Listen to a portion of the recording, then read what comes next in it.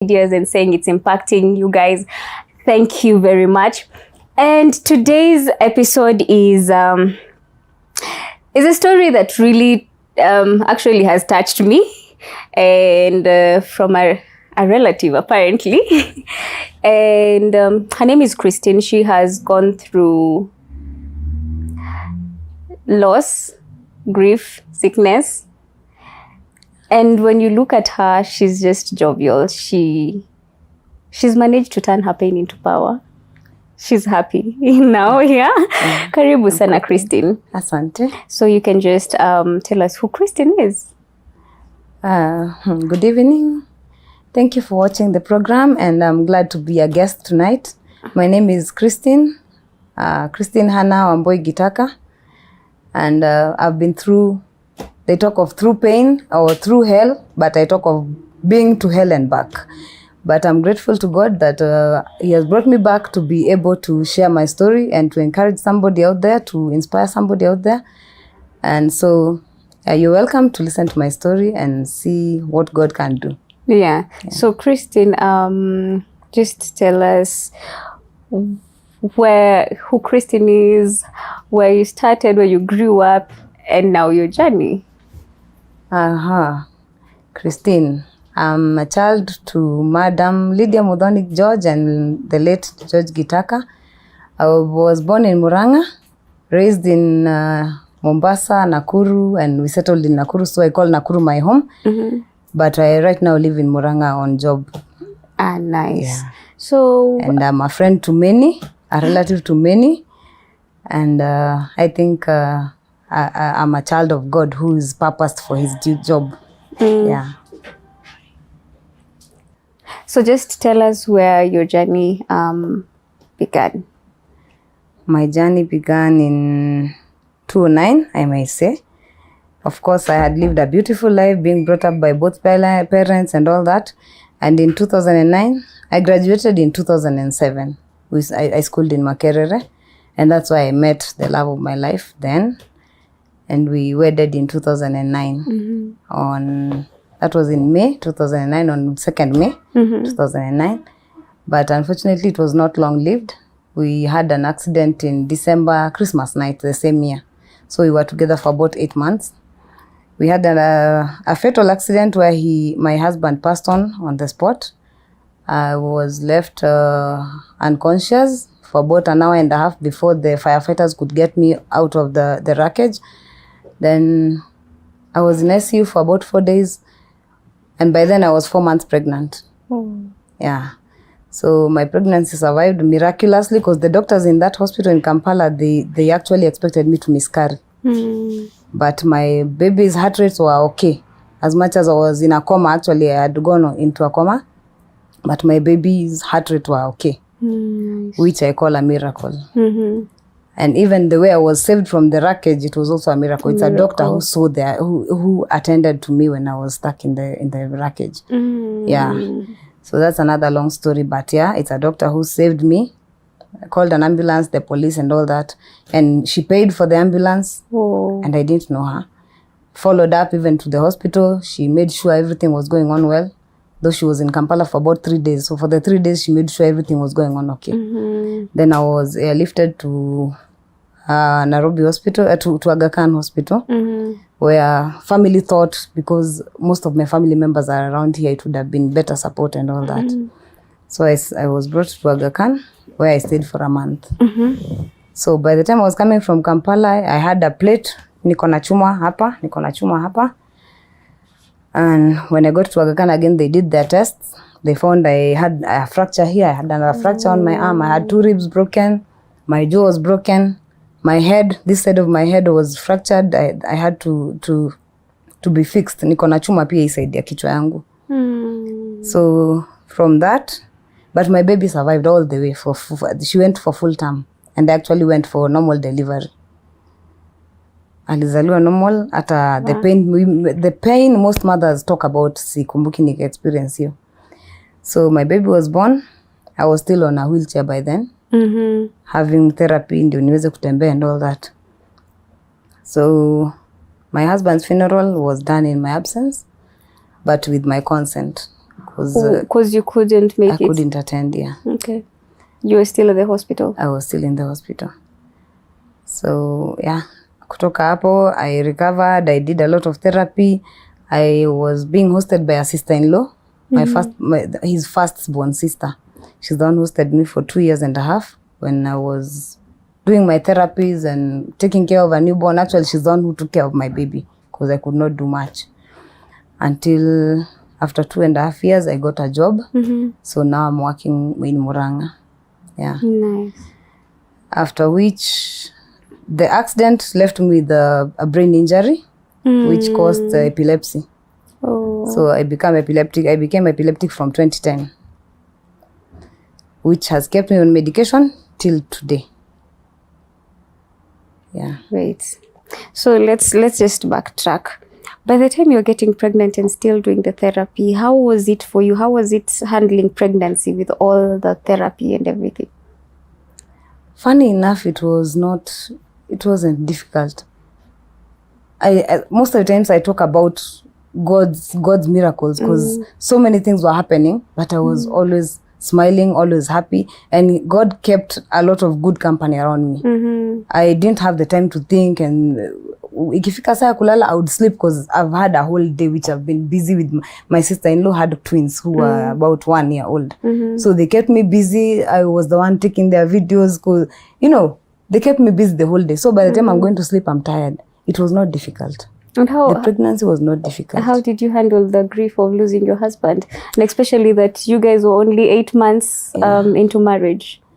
No, that is something, again, we came to realize last year is when we realized I never grieved. I never faced that because I have an accident, I have all these fractures to take care of, I have a baby. So it was one thing after the other. Yeah. Moja inafunika ingine tu. Everything is shelved all over. So I was okay until when my seizures got worse last year. I had a neuro who looked back at what has happened and what triggers my seizures. So my seizures are triggered by death. If I hear of a friend or a relative's death, or I'm too pressured, or I'm too stressed, anything that is extreme, or even when I'm too excited, even excitement. So when she looked back at all that had happened, that's when she realized I never grieved. From the loss of my husband, it came to taking care of myself, taking care of a baby. A baby was born with cerebral palsy. Her brain was damaged by the accident. So she had severe cerebral palsy. So taking care of myself, taking care of this baby who needs a lot of therapy, a lot of medication and all that, I think I never had time to grieve. I never had time to think about my late husband. I had to look forward to what I have to take care of. So that doctor is the one who advised us that I think I really have to look back and face everything that has been happening till to date. Then maybe even the medication can go down because I'll be able to handle everything else that has passed. Yeah. So just when I had started counseling, I started counseling late last year. So 2 months, 3 months later, I get this other sickness. It's a medication reaction called Stevens-Johnson syndrome. Yeah. So before we go there, 2010, you got you realized you have epilepsy and started the medication. Yeah. How was that journey? Again, I think I've never found anything that difficult. It only gets difficult when I get an episode. Maybe if I have an attack, an epileptic attack, which it's not the major one at ile ya kuanguka. Mine is called partial seizures because I'll just zuba kiasi, or you'll realize we are no longer communicating, but I'm just okay. I rarely get the major ones. So it has never been a big deal. Alafu the moment naenda hospitali and they tell me, no, you can do this and take this medication and you'll be okay. You'll live a normal life like everybody else. My concentration is on my baby. So all my time, all my concentration was on how can we help my daughter. More of my daughter than myself. On yourself, yeah. Yes. So you're having medications for yourself and also for baby. Yeah. Right. We were doing medication for about 28,000 a month. Yeah.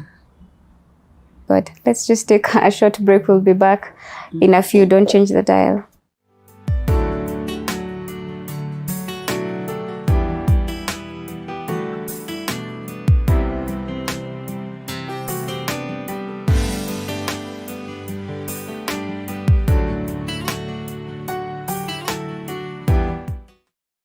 are watching TV 47, the home of untold stories.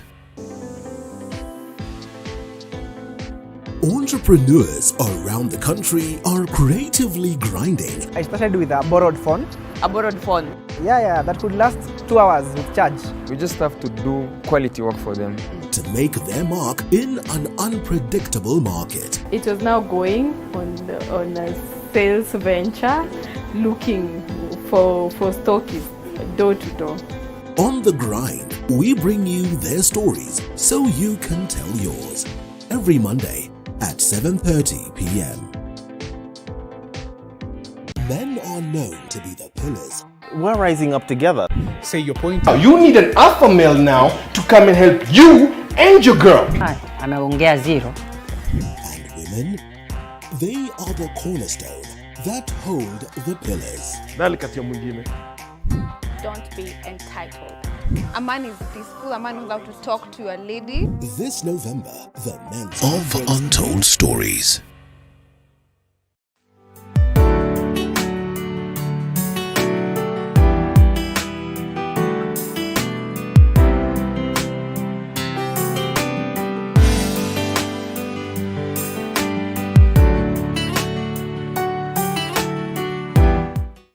And we are back. Remember, the show is Night In with Joy Irongo, and we are speaking to Christine, who is talking to us about her journey. And Christine, before we took the short break, you're just telling us that you're in ICU, and then your baby passes away. Yeah. How was it just coming out of the ICU and realizing this? What even happened to the baby? My baby having cerebral palsy. She always had all these cerebral palsy complications. Mm-hmm. She's in and out of hospital. She's vomiting. She's convulsing. So she always had those complications. But she was a fighter. Mm. She was a fighter. I believe God had seen her fight enough. Mm. Sorry.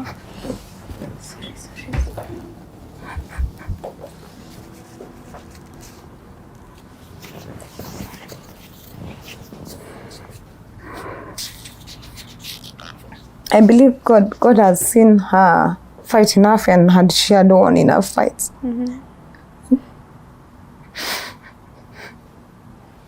And it was time for her to rest.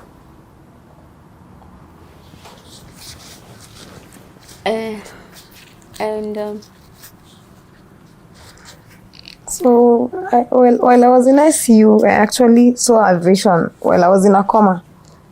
I saw her funeral. I saw her funeral, and it was so vivid that when I woke up, I knew she had passed on, and I knew they had already buried her. But in the real sense, I woke up when she was still alive.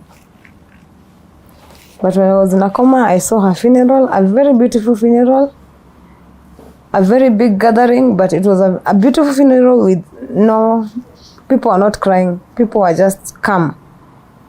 And there was a very beautiful sunset with a beautiful sunset with butterflies flying into the sky from one corner, and it was written, "Shine on Erica." Her name was Erica. Mm-hmm. It was written, "Shine on Erica," and butterflies were flying into the sky.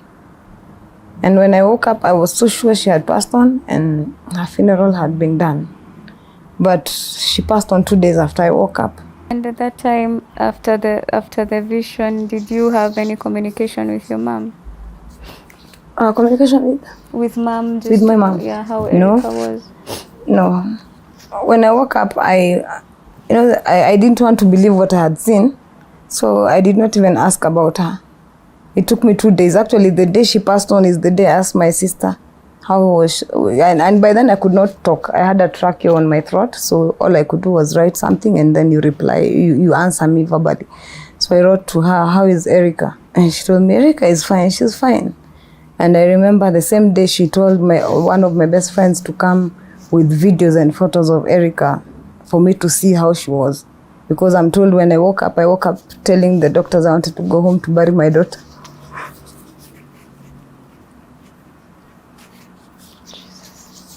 So the doctors advised my family not to tell me because I had just woken up from a coma, and they thought if they mentioned such a thing, then it would have taken me back to the ICU and maybe I wouldn't come back. So it took them 3 weeks to break the news to me. But by then I was sure, you know, the way you know something has happened, but nobody has confirmed it to you. So you want also to convince yourself that no, it was just a dream. But then later they involved a psychiatrist to come ask me whether I know anything about my daughter and all that. That's when I thought, maybe when I woke up, they thought maybe nimetupamba when I was talking about my daughter. They involved a psychiatrist. But when they had to break the news, Tena, the psychiatrist came. So he told me, I want to prepare you for discharge. And it didn't make sense to me. I'm okay, I'm not okay, but discharge and psychiatrist, then my head is fine. I didn't understand. So when he asked me whether I've spoken to anybody from home and what they've told me about my daughter, that's when I knew whatever I had dreamt was true. But still, he deceived me because he told me, no, someone told me in the morning that your daughter has fallen sick and she'll be taken to hospital, but let's see what they say. So when my sister came, she came and told me, yes, Erica is unwell, but amepelekwa hospitali, she's fine. But this is 3 weeks after she had passed on. So I think it was their way of testing how my brain can handle the news. So the following day, they came like a whole family. I think there were like 10 people. They came into my room and the doctor told me, remember yesterday I told you your daughter was unwell, so she didn't make it. I just held my sister's clothes. She was standing next to me. That's my sister-in-law. I pulled her down and I was like, are you sure it happened today? She told me, yes, yesterday we told you this and that. I'm like, you're sure it happened today? So much later when we were planning the funeral, because they decided to keep her until I'm able to attend the funeral. That's when they had to break the news again to tell me, it happened when you were in ICU, but we were advised not to tell you, and this and this. So they gave me all the dates accurately. Nikawambia, anyway, it's not news you're giving me. I knew when I was in ICU. So now you bury Erica? Yeah, we buried Erica 33 days from the day she passed on. And then now you have to go through grief again, medication. Yeah, I'm still on medication. The funeral was in, I think, April. Of this year? 30th April, yeah. Of this year, yeah? Yeah. Okay. So I'm still grieving, and I just have too much. But what I do, I think I just shelf everything. So if you come and meet me when I'm not telling you about this, I'll make you laugh the whole time. I'm jovial, I'm happy. Most of the times I'm very okay. Yeah. But once in a while I'll break down. But I'm really happy that you can even be open and tell the story, because I believe sharing also helps in healing. It does. Yeah, and also I'm sure you have a support system of people who've gone through the same, because I think also getting to realize that there are people who've gone through this and they've managed to come out of it stronger also helps in healing. Yeah. I also lost my child, and I know how it feels. It's a difficult thing, and especially when people tell you things, there's some things mtu atakangi kuambiwa. Yeah. Ati ni mpango ya Mungu, sijui ni nini. Yes. Mpango ya Mungu. Don't worry. It hurts.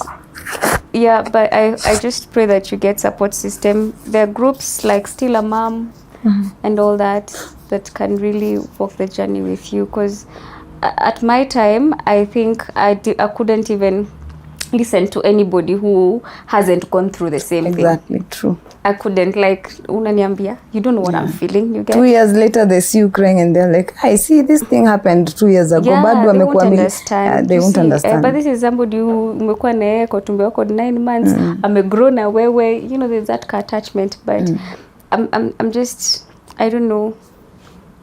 The fact that you're brave enough to even say it now, and it was just this year, that shows progress. So don't worry. There's something beautiful that will be birthed out of all these struggles. Yeah. True. So Christine, now, so you still continued with the medication after now that? Yeah, after the reactions, so they had to change the medication. I was put on a different type, which I'm still on. The thing is, with epilepsy, you have to be on medication full time to reduce the chances of having the episodes. So we discontinued that drug. We started a different one, which is, I think it's working well. But sasa the recovery from Steven Johnson syndrome is another journey. It's another journey. It's totally something else. You wouldn't wish your worst enemy. Yeah. And so I am sure being in and out of a hospital, that costs a lot. That costs a lot. So I don't know, how was it for you now trying to pay? Because I know even right now you're still paying the hospital bills. Yeah. So how was it? I don't know. How did you even manage to get out of the hospital? Talk of God.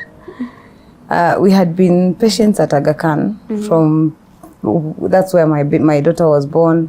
That's why I was brought from Uganda after the accident. Yeah. So I've been their patient for 10 years, my daughter and I. So this time I'm in ICU. The bill is like every day bill inapanda na over $500,000. Because being in ICU by then it'll go over 300,000 per day. So I left the hospital with a bill of close to 12 million. And insurance, family and friends, and my employer, they managed to raise up to 6.5. So I was discharged with a debt of 5.5 million. Nice. They had to hold some properties. My mom's shamba, the title deeds are held there.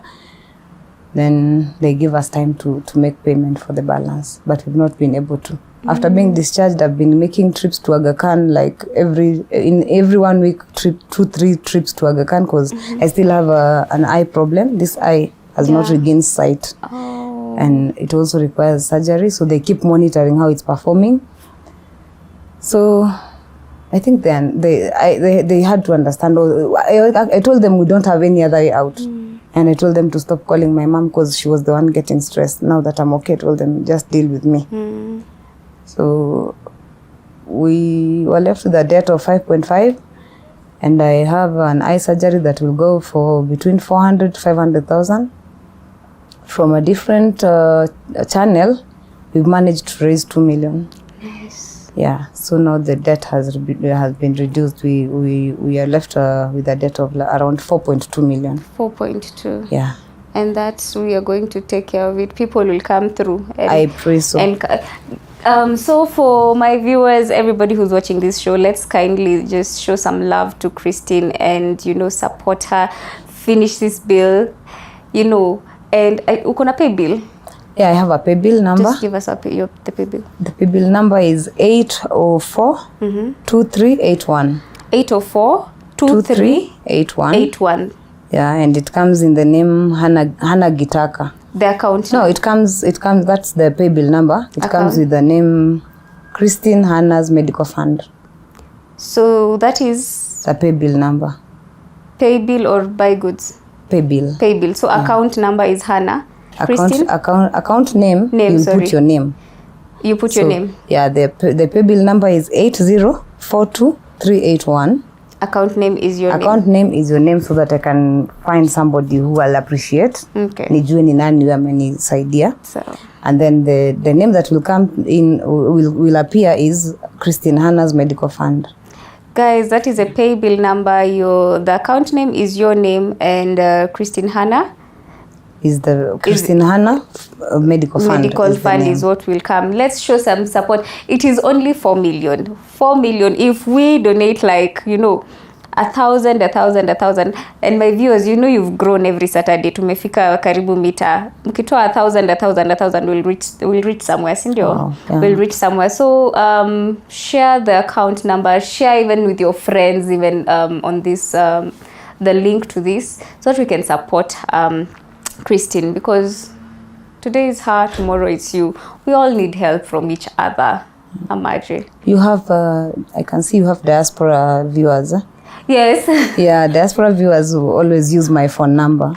Okay. Because the PayBill number doesn't work. Doesn't from work that there. side. Yeah. So from for people who are watching diaspora via our social media, so you can reach out on 0723 808 610. again. 0723 808 610.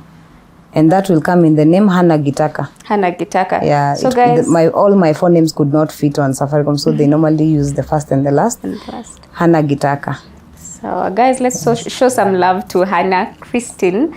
Let's show some love, and tomorrow she'll be here standing and inspiring some people, some of us. I've told you, Encouraging pain you and without purpose. tears. Pain and purpose. You will tell me one day. Trust the process. The fact that you're still alive and that situation hasn't killed you means that there's something that God has in store for you. Yeah. There is light at the end of the tunnel. So see you next week. Remember,